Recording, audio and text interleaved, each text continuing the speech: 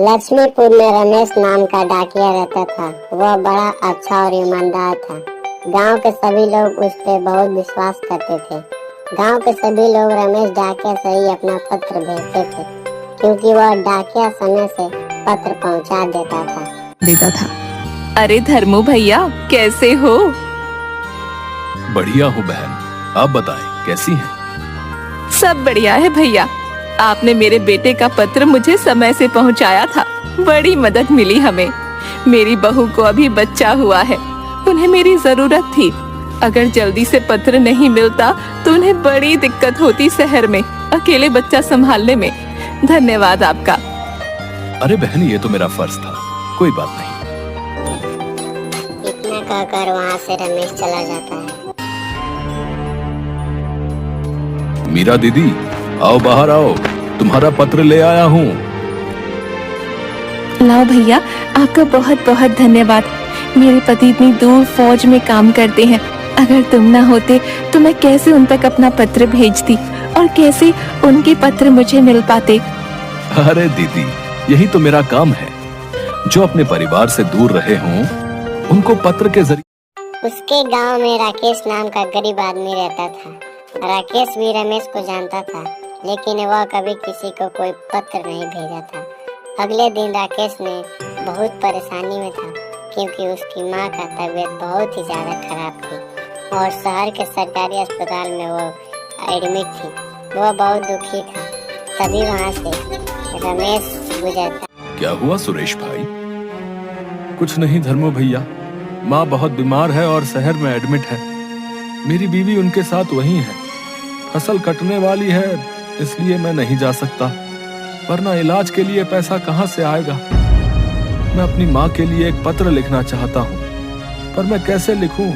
मुझे लिखना पढ़ना तो आता नहीं है। अरे तो तुम परेशान क्यों हो? मैं हूं ना, मैं तुम्हारी मदद करता हूँ। रुको, मैं भी वापस आता हूँ और तुम्हारा पत्र लिखवाता हूँ। बोल के रमेश वहाँ से चला जाता है, क्योंकि उसके गांव में पत्र भी देना था। राकेश वहीं पेड़ के नीचे बैठकर डाकिया रमेश का इंतजार करता है। कुछ समय बाद रमेश डाकिया उसके पास आ जाता है। राकेश कहता है कि अरे भाई, आ गए तुम। रमेश कहता है कि चलो अब मिलकर तुम्हारी माँ को पत्र लिखते हैं। राकेश अपनी माँ के इलाज के लिए पत्र के साथ कुछ पैसे भी भेज देता है, लेकिन उसको उनका एड्रेस पता नहीं होता है। रमेश कहता है कि लो, पत्र और पैसे रख दिए हैं। आशा करते हैं कि 2 से 3 दिनों में यह पत्र और पैसा तुम्हारी माँ के पास सुरक्षित पहुँच जाए। राकेश कहता है कि आपको बहुत धन्यवाद भाई, पत्र भेजकर बहुत बड़ा काम किया, और डाकिया वहाँ से चला जाता है। दोनों अपना काम करने चले गए। पत्र को भेजे हुए 1 हफ्ता हो गया था। एक दिन अचानक से राकेश रमेश के दफ्तर में पहुँच जाता है। वह बहुत गुस्से में लग रहा था। अरे क्या हुआ राकेश, इतने गुस्से में क्यों हो? रमेश भाई, हमें पता चला है कि माँ को पत्र अभी तक नहीं पहुँचा। आपसे हमें ये उम्मीद नहीं थी। आपने हमें धोखा दिया है। मैंने भरोसा से आपको पैसे भी दिए थे। आपने एक गरीब किसान के साथ अच्छा नहीं किया। यह सुनकर रमेश बोलता है कि हमने ये सब नहीं किया, तुम्हें लग रहा है कि कोई गलतफहमी हुई है। राकेश ऑफिस में रोने लगता है और वहाँ से चला जाता है। अगले दिन गांव के मुखिया रमेश डाकिया के घर पहुँच जाते हैं। अरे रमेश, ये तुमने क्या किया हमारे साथ?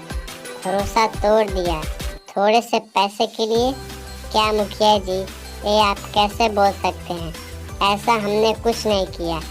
मैंने तो शहर जाकर पत्र भी पहुंचा दिया था और बोला भी था यह पत्र जल्दी पहुंच जानी चाहिए। राकेश के पैसा और पत्र कहाँ गया? अगर तुमने नहीं चुराए तो आप हमें एक मौका दीजिए, मैं पता करता हूँ। अगले दिन मुखिया पंचायत में बैठते, तभी राकेश वहाँ भागा भागा आता है। और सुरेश, क्यों भागते हुए आ रहे हो? मुखिया जी, हमसे बहुत बड़ी भूल हो गई। रमेश भैया बेकसूर हैं, उन्होंने पैसे चोरी नहीं किए, मुझे पत्र और पैसा दोनों मिल गए हैं। क्या क्या ये क्या बात कर रहे हो तुम? सभी गांव वाले ये बात सुनकर दंग रह जाते हैं। राकेश बोलता है कि पत्र रमेश भैया लिखे थे, लेकिन हमने एड्रेस डाला था। मैं ठहरा अनपढ़ आदमी गलत एड्रेस लिख दिया। पूरा शहर में वो पता नहीं था। सभी गांव वाले मिलकर रमेश के घर जाकर उसका दरवाजा खटखटाते हैं और जोर जोर से आवाज लगाते हैं। गांव वाले कहते हैं कि कहीं कोई गलत कदम ना उठा ले, इससे पहले दरवाजा तोड़ देते हैं। घर में अंधेरा था। रमेश पलंग पर बेहोश पड़ा था। वो शोर सुनकर अपनी आंखें खोली। राकेश बोलता है कि हमने आप पे शक किया, हमें माफ कर दो। आप सही थे, हम सब गलत थे। फिर रमेश सबको माफ कर देता है और फिर पहले की तरह रमेश सभी को सेवा करने लगता है।